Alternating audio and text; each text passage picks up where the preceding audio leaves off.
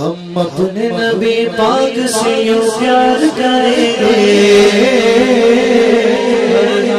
سرکار کا میلاد کریں گے، ہر عالم سرکار کا میلاد کریں گے۔ ایک بہت ہی تاریخی بات میں بتانے جا رہا ہوں، میرے عزیزوں کان کھول کر کے سنیں۔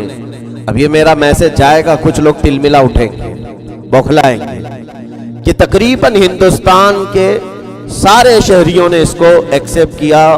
یہ جو قانون بنایا گیا ہے اس میں صرف کسی ایک شخص کا ہاتھ نہیں تھا۔ یہ اور بات ہے کہ بتایا جاتا ہے کہ امبیڈکر نے اس قانون کی ترتیب میں محنت کی، ٹھیک ہے، لیکن ایک پورا پینل بنا تھا۔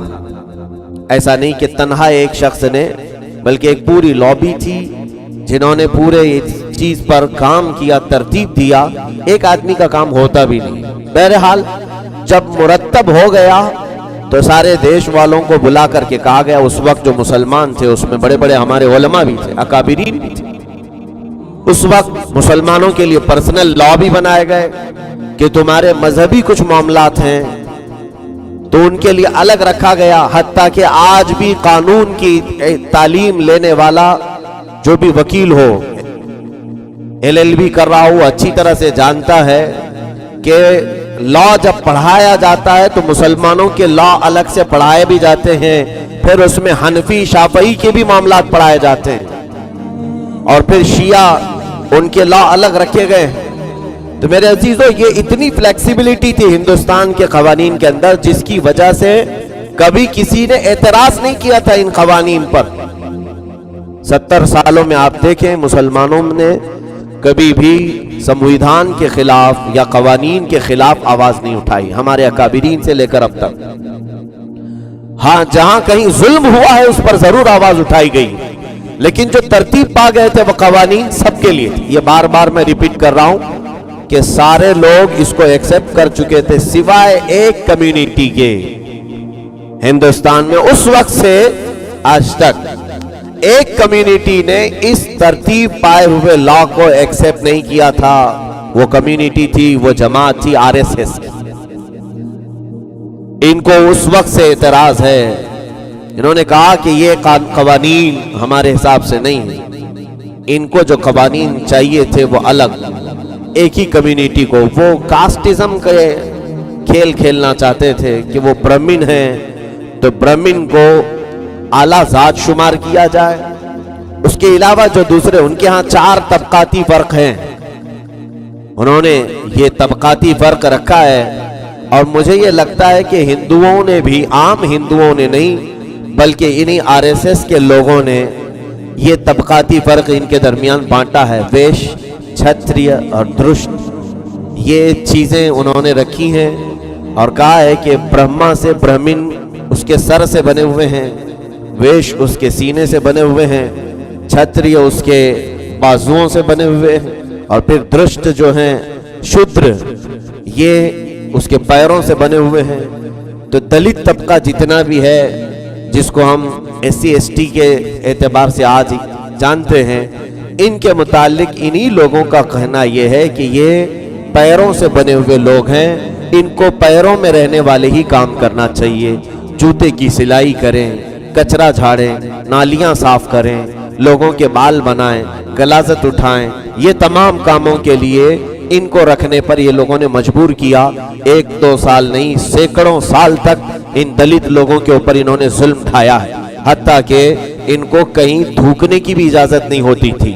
گلے میں ایک ہانڈی باندھ کر کے ان کو رکھتے تھے کہ اگر تھوکنا بھی ہو تو اس ہانڈی میں تھوکو، اس لیے کہ ان کے تھوکی ہوئی جگہ کو وہ ہمیشہ کے لیے عیب والی جگہ سمجھتے تھے کہ اگر کسی دلت نے تھوک دیا زمین خراب ہو جائے گی۔ یہ ساری چیزیں منوسمرتی کی تھیں، ہندوستان کے قوانین کو انہوں نے ایکسپٹ نہیں کیا تھا۔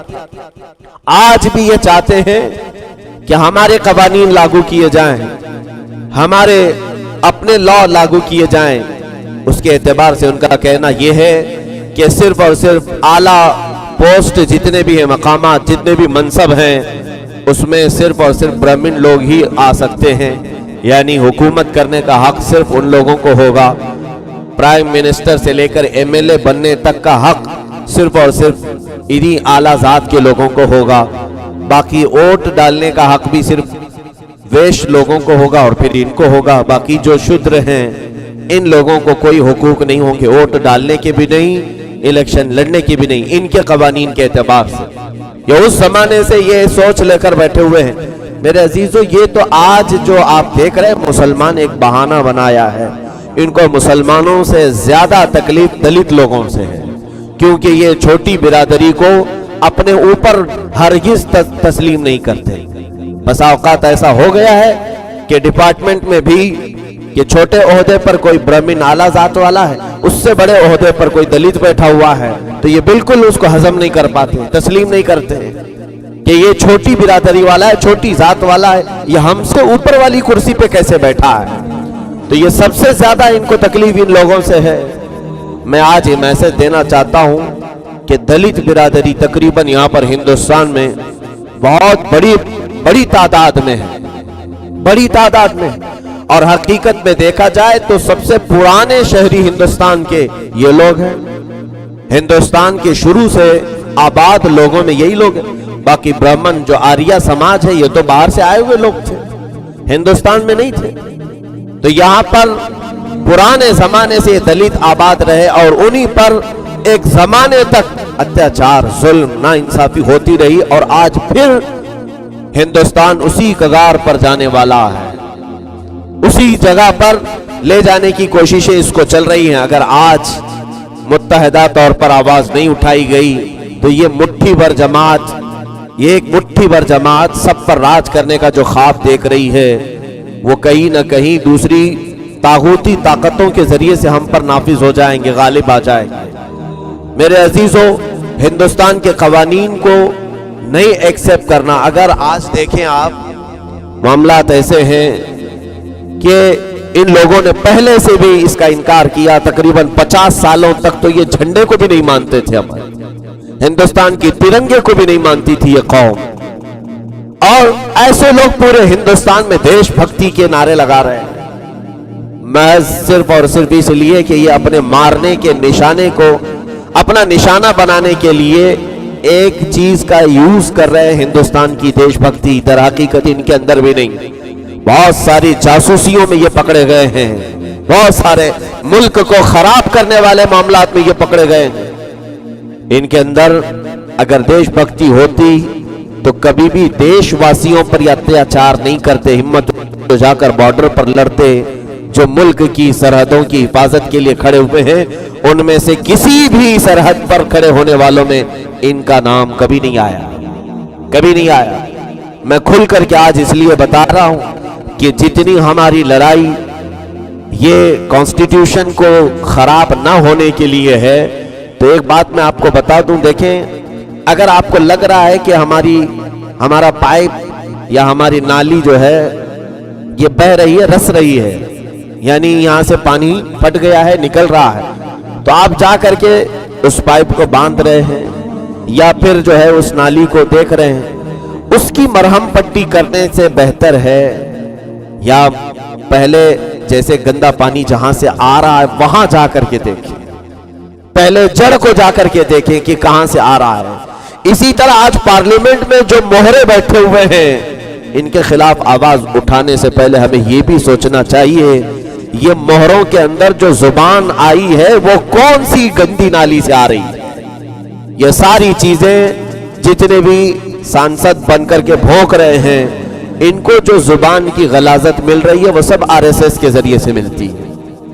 पूरे तौर पर इनको सपोर्ट मिलता है और ये भौंकते जाते हैं, चिल्लाते रहते हैं। ये तो मोहरे हैं और उनमें से तो अक्सर ऐसे लोगों को बिठाया गया है जो जाहिल हैं, अंगूठा छाप हैं, जिनको तारीख भी नहीं मालूम। ऐसे लोग सियासत में हैं, लेकिन इनके बैक सपोर्ट में जो एक बड़ी जमात बैठी हुई है। मेरे अजीज, आज पूरे हिंदुस्तानियों को, सिर्फ मुसलमान नहीं, जितने भी माइनॉरिटीज हैं, सबको मुत्तहिद होकर इस मजमूम और मलऊन तंजीम आरएसएस के खिलाफ बोलना चाहिए। खौफ किस बात का खाते हो, डरते किससे हो? क्या ये खुदा है? क्या ये मलकुल मौत है? इनकी कोई हैसियत नहीं सिवाय इतनी कि फिरौन भी एक बार सर उठाता है, लेकिन अल्लाह عالم الغیب والشہادہ اس کی سرکوبی کے لیے موسیٰ بھی بھیجتا۔ میرے عزیزو، آج ہندوستان میں جو معاملات چل رہے ہیں اس میں بیداری لانے کی ضرورت ہے۔ تم اس گندی نالی کی جڑ تک پہنچو کہ یہ کہاں سے نکل رہا ہے پانی، یہ کہاں سے خرابی ہے۔ عزیزان گرام وقار، ابھی آتنکواد کے معاملے سے، دہشت گردی کے معاملے سے ہندوستان بہت ہی جوجھ رہا ہے، ہمارے لیے خطرہ ہے۔ ہم سب مل کر کے دہشت گرد اور ٹیررسٹ کے خلاف آواز اٹھاتے ہیں۔ ہر جگہ سے کوئی عالم ایسا نہیں ہوگا جو اس کے خلاف نہ بولتا ہو، تقریباً سب بولتے ہیں ہم اس کے خلاف ہیں، لیکن ہماری سرحدیں محفوظ نہیں۔ وجہ کیا ہے؟ ہم تو اس کے خلاف ہیں، چاہے پاکستان سے کوئی آئے، افغانستان سے کوئی آئے، بنگلہ دیش سے کوئی آئے، ہندوستان کو خراب کرنے کا اس کو کون سا حق بنتا ہے؟ میں مانتا ہوں کہ ہم اسلام اور قرآن کو ماننے والے لوگ ہیں، لیکن اسلام اور قرآن میں کہیں یہ نہیں ہے کہ باہر سے آ کر کے کسی بھی ملک کے نہتے بچوں کو اور وہاں کی عورتوں کو بم بلاسٹ سے اڑا دیا جائے، قتل کر دیا جائے، کہیں نہیں ہے۔ اگر کوئی اس طرح ناحق آتا ہے تو ہم اس کے خلاف ہیں، لیکن میرے عزیزو یہاں پر ہندوستان میں ان لا کو دیکھ کر اب جو حالات ہیں، اب کمیونل کر دیا گیا ہے۔ اگر کوئی ہندو بم باندھ کر کے بھی آئے تو اس کو آتنکواد نہیں کہا جاتا، اسے دیش دروہی نہیں کہا جاتا۔ کشمیر میں پکڑے گئے ہوئے جتنے بھی مسلمان ہوں گے وہ آتنکواد ہوں گے، اگر وہ ہیں تو میں بھی کہتا ہوں۔ لیکن وہی اگر پولیس محکمے کا ایک اعلیٰ افسر اپنی گاڑیوں میں آتنکوادیوں کو لے کر آتا ہے تو اس پر ابھی تک کوئی اس طرح کی باتیں میڈیا بھی نہیں کہتا کہ وہ دیش دروہی ہے، نہ اس کو آتنکواد گھوشت کیا جاتا ہے۔ منگلور ایئرپورٹ میں ابھی ایک نان مسلم ہے، وہ بھی غیر مسلم ہے، اس نے بم فٹ کر دیا تھا، آپ کو اخبار معلوم ہوگا۔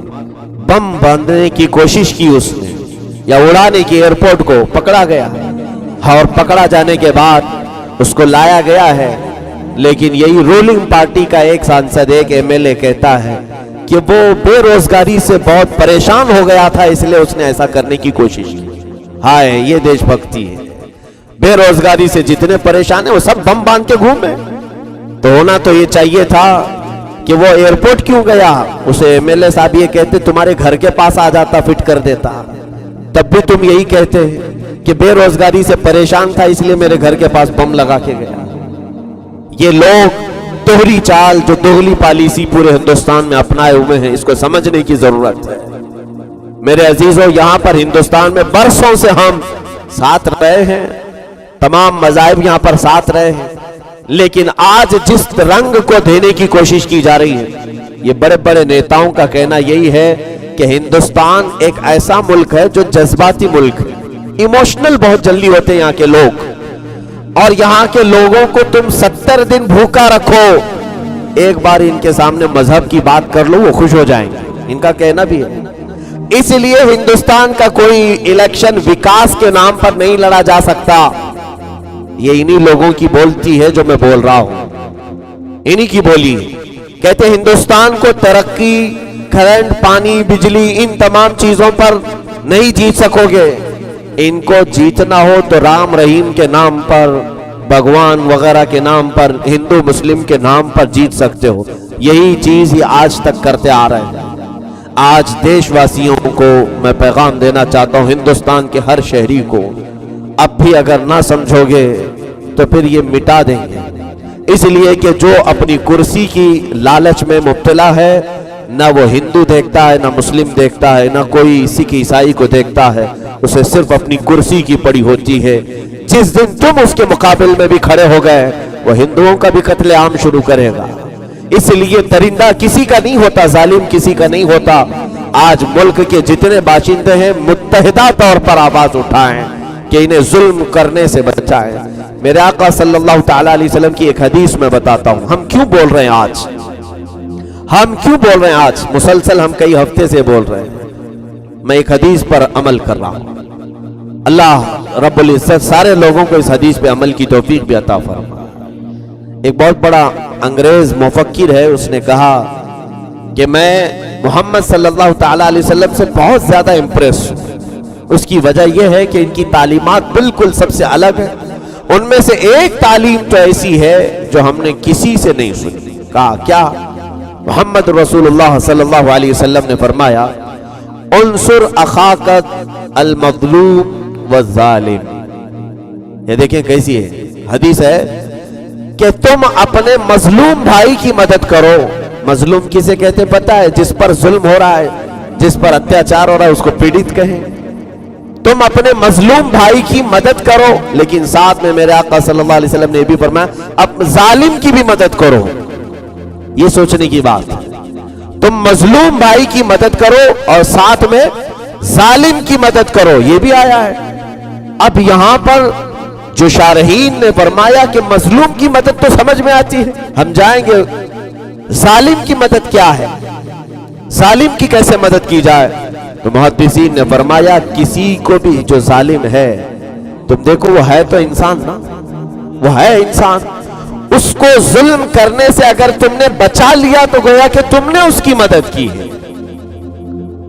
ظلم کرنے کے بعد وہ جہنم میں جائے گا، ظلم کرنے کے بعد وہ آخرت میں برباد ہوگا، اپنے لیے بہت سارے وہ بلائیں جھیل لے گا.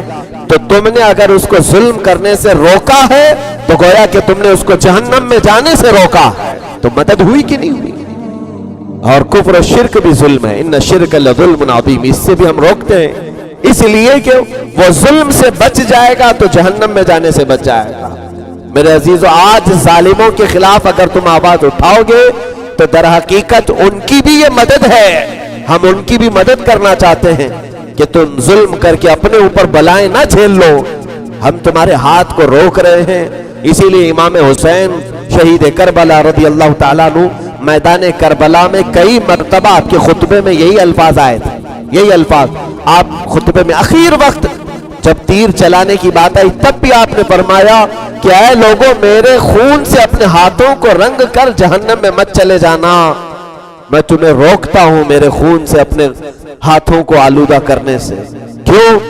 امام حسین یہ ان کو روک رہے تھے، ان کے ساتھ مدد فرما رہے تھے کہ تم اگر رنگ لوگے خون سے اپنے ہاتھوں کو تو جہنم میں چلے جاؤ گے، تم دوزخ میں چلے جاؤ گے. اور ہمارا منشا یہ ہے کہ ہم ہر ایک کو دوزخ میں جانے سے روکیں، ہم ہر ایک کو جہنم میں جانے سے روکیں. اس لیے ہم ظالموں کے خلاف بھی آواز اٹھاتے ہیں. جو بھی ظلم کر رہا ہے، مذہبی اعتبار سے ہو یا پھر اخلاقی اعتبار سے، جس طرح کا بھی ظلم ہوگا اس کے خلاف ہم آواز اٹھائیں.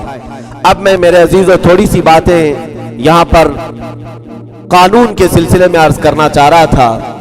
قانون ہندوستان کا جمہوری قانون جو ہے یہ ہمارا بنایا ہوا ہے، اس میں فلیکسیبلٹی ہے، جب چاہے اس میں اضافہ کر سکتے ہیں، بڑھانے کی اس میں گنجائشیں رکھی گئی ہیں، اس اعتبار سے بڑھایا جائے گا. لیکن جو فارمیٹ پہلے سے تیار ہیں کہ تمام مذاہب والوں کو ایک ہی ادھیکار، ایک ہی حق دے کر کے اس میں جو کچھ ہو سکتا ہے وہ بڑھایا جائے.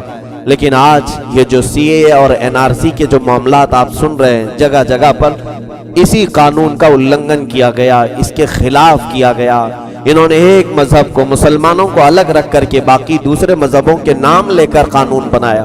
ہندوستان میں کبھی اس طرح کسی بھی قوم کا یا کسی بھی یعنی ریلیجن کا نام لے کر کے قانون نہیں بنا سکتے کہ باہر سے آئے ہوئے سکھوں کو، بدھوں کو، جینیوں کو، پارسیوں کو، ہندوؤں کو ہم ہندوستان کی شہریت دے دیں گے، سٹیزن شپ دے دیں گے، مسلمانوں کو نہیں دیں گے. یہ کیسی باتیں آئی، یہ کیسی باتیں آئی.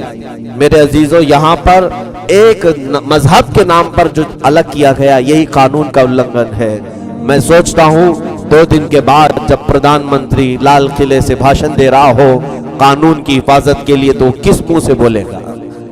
26 جنوری یوم جمہوریہ ہے. قانون کی حفاظت کے لیے ہر پرائم منسٹر پورے ہندوستانیوں سے خطاب کرتا ہے کہ تم ہندوستان کے قوانین کی حفاظت کرو.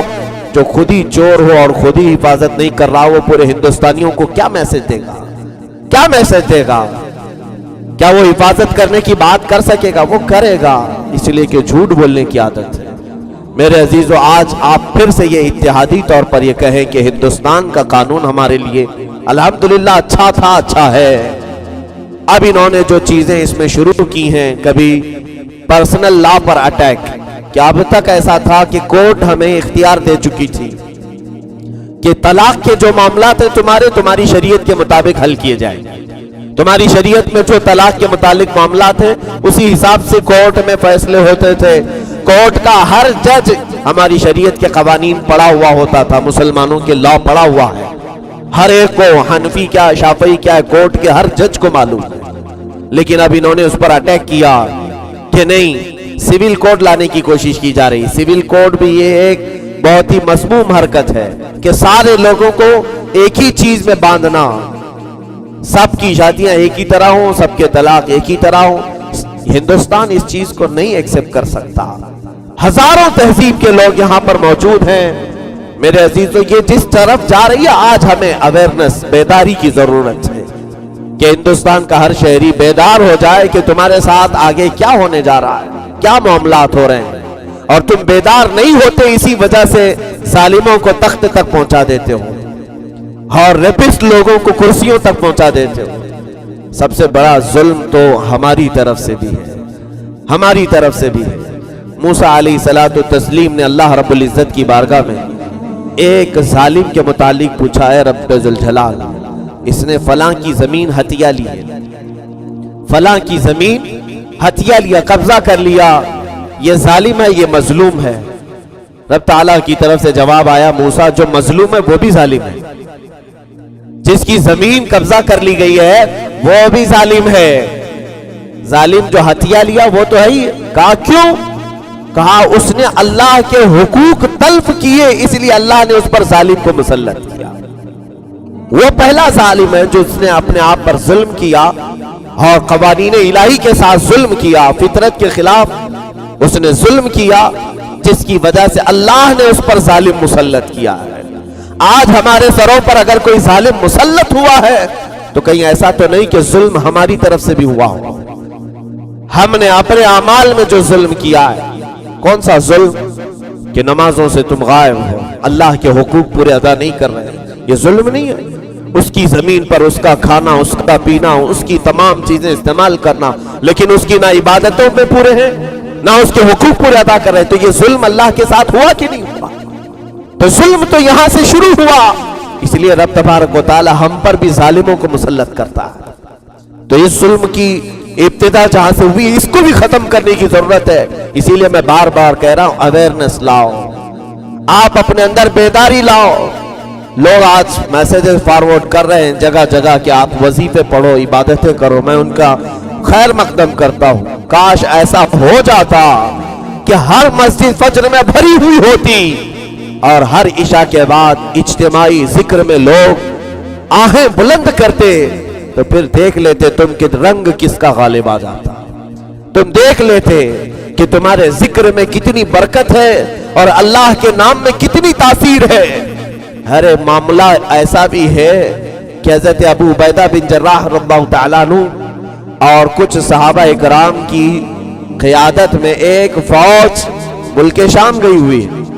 ملک شام میں ایک قلعے کا انہوں نے محاصرہ کیا تھا اور وہ قلعہ جو دشمنوں کا تھا جنہوں نے ان کے ساتھ ظلم کیا تھا صحابہ کے ساتھ, ان کے خلاف یہ لڑنے کے لیے کھڑے ہوئے تھے. وہ قلعے کے اندر محفوظ بیٹھے ہوئے تھے. اندر سے وہ گولہ باری کرتے تھے, تیر چلاتے تھے باہر جو صحابہ کھڑے ہوئے تھے. 40 دن کا عرصہ گزر گیا. 40 دن تک یہ ان کے حملوں کو برداشت کرتے رہے.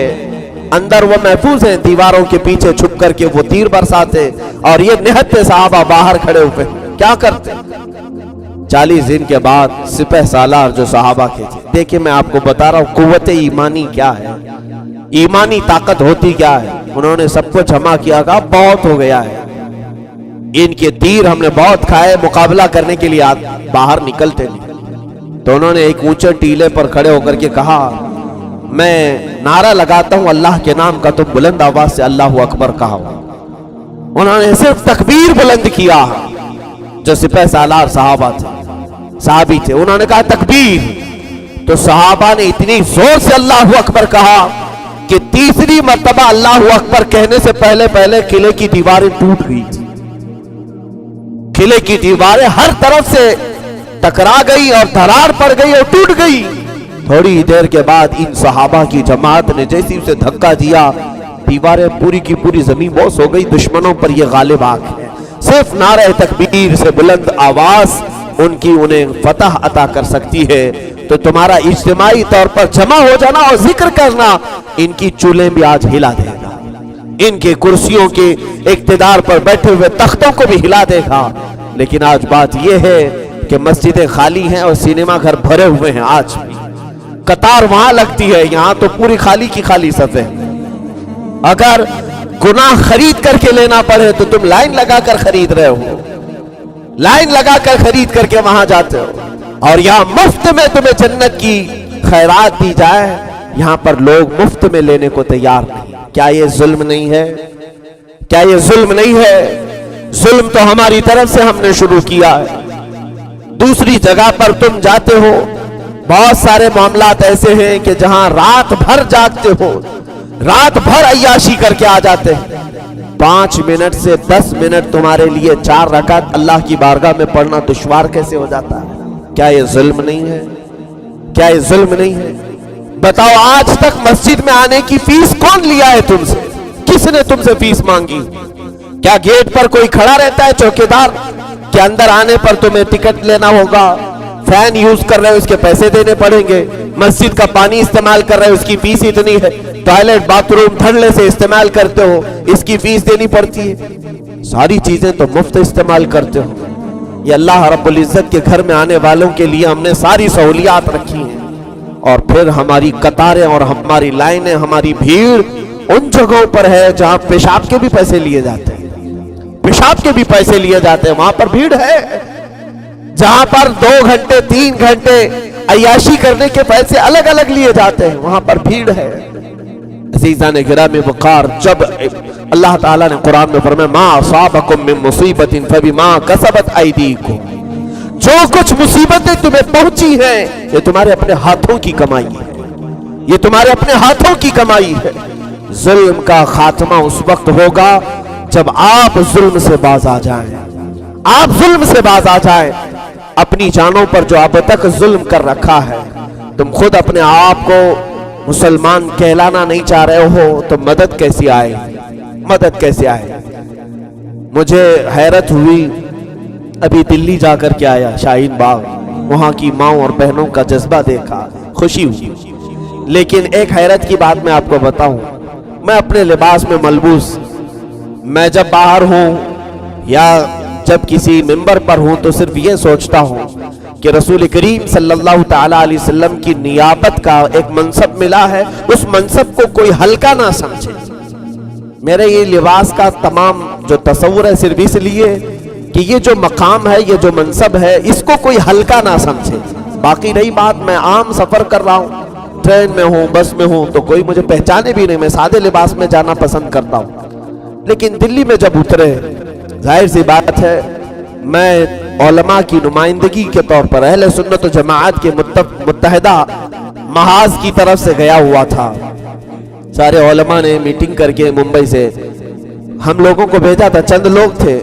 وہاں پہنچنے کے بعد میں جو بات کہنا چاہ رہا ہوں وہ یہ ہے کہ جس طرح میرا لباس ہے ایک عالمانہ لباس، میں اپنے عمامہ اور اپنے جبے اور اپنی چادر میں نکلا تو دوسرے تو چھوڑے، ہندوؤں نے تو ایک بہت استقبال کیا، لیکن جو علماء برادری تھی، کچھ علماء بھی تھے اور کچھ ہمارے مسلمان، انہوں نے کہا کہ مولانا صاحب یہ عمامہ اتار دیجئے، آپ یہ پگڑی اتار دیجئے۔ آپ کہا کیوں؟ کہا کہ یہاں بہت چیکنگ چل رہی ہے اور پولیس کسی کو بھی اٹھا لے گی، NSA لاگو ہو چکا ہے، اور پھر وہاں آپ پہنچیں گے تو سارا اس کو مذہبی رنگ دے دیا جائے گا۔ مجھے حیرت ہوئی کہ اسی اسٹیج کے پاس سکھ اپنی پگڑیاں پہن کر کے بیٹھے ہوئے ہیں، پنڈت اپنے کیسری رنگ میں بیٹھے ہوئے ہیں، عیسائی اپنا سلیب لگا کر کے بیٹھا ہوا ہے، اور مسلمان مجھ سے کہہ رہا ہے کہ تم اپنا عمامہ اتار لو، پگڑی اتار لو۔ تم نے خود اپنی قوم پر ظلم کیا ہے نادانوں، تم نے اپنے چہروں پر ظلم کیا، اپنے لباس پر ظلم کیا، اس لیے رب ذوالجلال نے تم پر ظالموں کو مسلط کیا ہے۔ کیا فرق پڑتا ہے؟ اس وقت میں نے 2 ٹوک جواب دیا تھا، ٹھیک ہے کسی بھی جگہ ہم کو ٹیکسی سے پولیس اتارتی ہے، ننگے سر جیل جانے سے بہتر ہے کہ عمامہ پہن کر کے جاؤں گا۔ بہتر ہے میرے لیے کہ میں تاج پہن کر کے جیل جاؤں۔ تم چاہتے ہو کہ ہم ننگے ہو جائیں، اور تم اگر ان کو راضی کرنے کی کوشش کرو گے پورا لباس بھی اتار دو، یہ تم سے راضی نہیں ہوں گے۔ تم ان کو راضی کرنے کی ہرگز کوشش نہ کرو۔ لوگ یہی تو نیچے آ گئے، ہم سوچتے ہیں کہ داڑھی چھلانے سے راضی ہو جائے، ٹوپی نکال کر چھپا لینے سے راضی ہو جائے، ہمارے جبے بدل لینے سے راضی ہو جائے۔ حد تو یہ ہے میرے عزیزوں، پولیس سیکورٹی میں بھی اگر ایئرپورٹ میں مجھے ٹوپی اتارنے کے لیے کہتے ہیں، میں نہیں اتارنا چاہتا ہوں، کپڑے کی ٹوپی ہے، آپ اتارنا چاہے تو مجھے اندر ڈریسنگ روم میں لے جائیے، وہاں اتار کر کے دیکھیے۔ پبلک کے سامنے میں نہیں اتاروں گا، اس لیے کہ یہ میں آج پورا اسلام اپنے ساتھ لے کر کے چل رہا ہوں، میں ایز اے ایمبیسیڈر ہوں، ترجمان کی حیثیت سے ہوں۔ جہاں تم اترتے گئے یہ سب اتارنا شروع کر دیا۔ جہاں تم اپنے حقوق پر ڈٹے رہو کوئی تمہارا مقابلہ کرنے کی ہمت نہیں کر سکے گا۔ آج سب سے بڑی تکلیف مجھے اپنے لوگوں سے شکایت اسی بات کی، شکایت اسی بات سے۔ وہاں پر بھی ہم نے دیکھا کہ لوگ اس طرح سے باتیں کر رہے، کیوں نہیں تم علماء کی نمائندگی کروا رہے ہو؟ ان علماء کو تم نے ایسی مار رکھا ہے کہ تمہارے آنے سے معاملہ خراب ہو جائے۔ دیندار طبقہ جب سامنے آنے سے تمہارے معاملات خراب ہو سکتے ہیں تو یہ تمہاری سوچ ہی ایک بہت بڑا عذاب ہے، یہ تمہارا خیال ہی اللہ کا ایک عذاب ہے تم پر مسلط کیا گیا ہے۔